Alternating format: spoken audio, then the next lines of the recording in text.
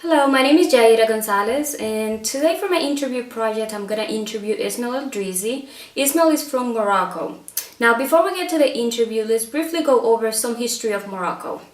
The Kingdom of Morocco is a country located in North Africa. The country is a bit larger than the state of California and has a population of about 35 million people.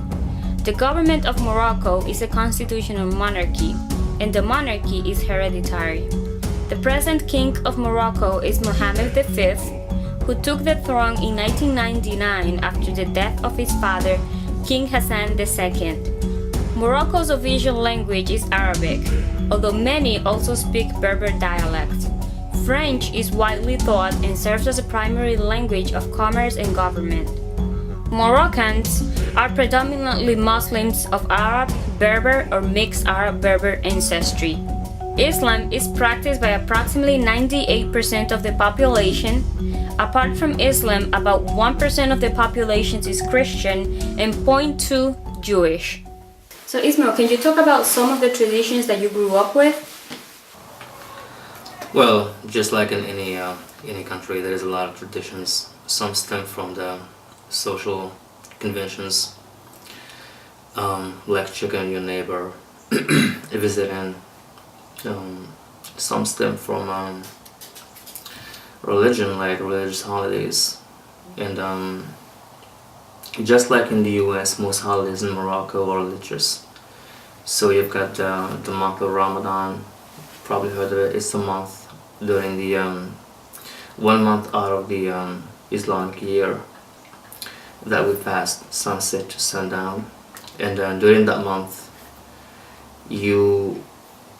the culture pretty much changes dramatically because you no longer have those 3 meals a day or 4 meals a day, but you fast the whole day, and at sunset you just turn to a completely different cuisine based on soups and sugar-based sweets.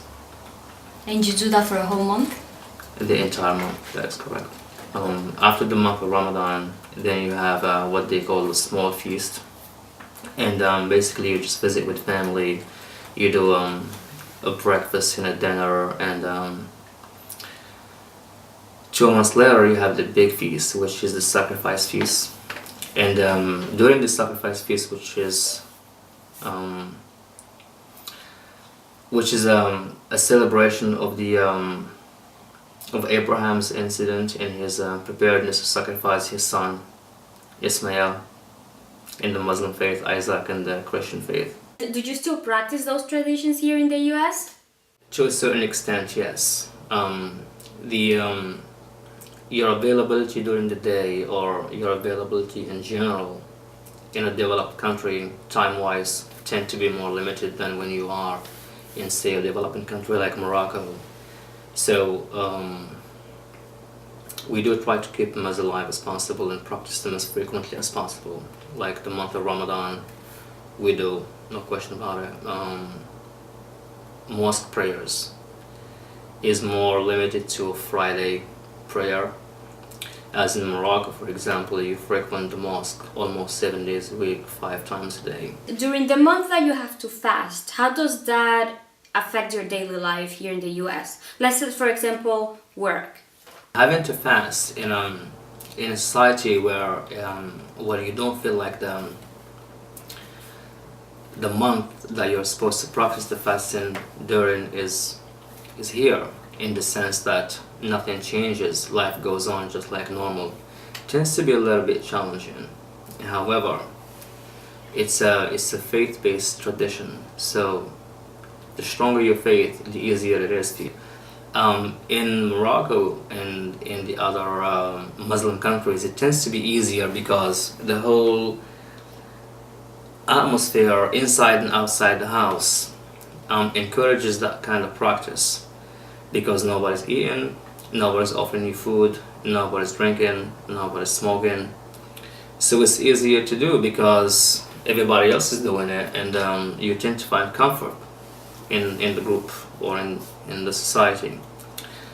Whereas in the US, everybody's going about their daily life just as they do in any other day.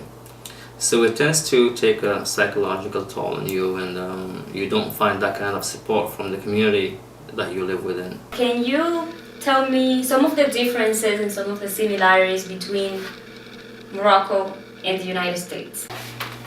Well, some of the differences between America and Morocco is America is a developed country, Morocco is not. So you tend to have more wealth, more opportunities in America.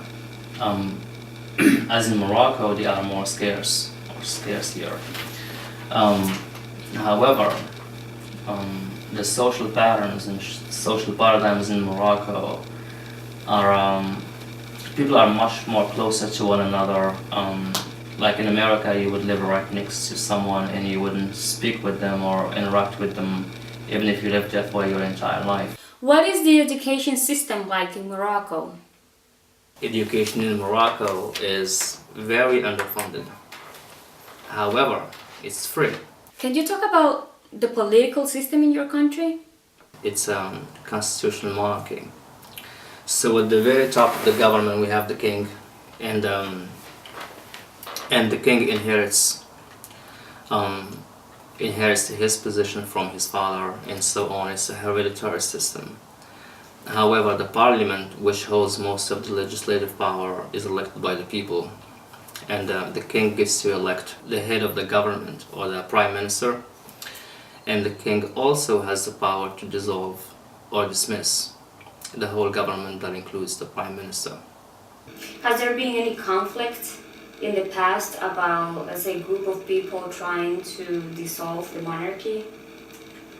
There was some failed coup d'etats in the past, and the monarchy survived just like it did for 400 years. Did violence or war affect your community? Well, personally, I did not witness war. We do have a war in the southern part of the country, but it does not extend to the country. However, you do feel the suffering of people who actually experience war firsthand, like in other countries, such as Middle East, Afghanistan, and you do feel the suffering of particularly the children and the women, and as a human being, it's hard not to be affected. Well, Isma, I really want to thank you for your time. I do really appreciate you taking the time and helping me out with this project. No problem, we've been friends for years, so Thank you, my I friend. can feel, no problem.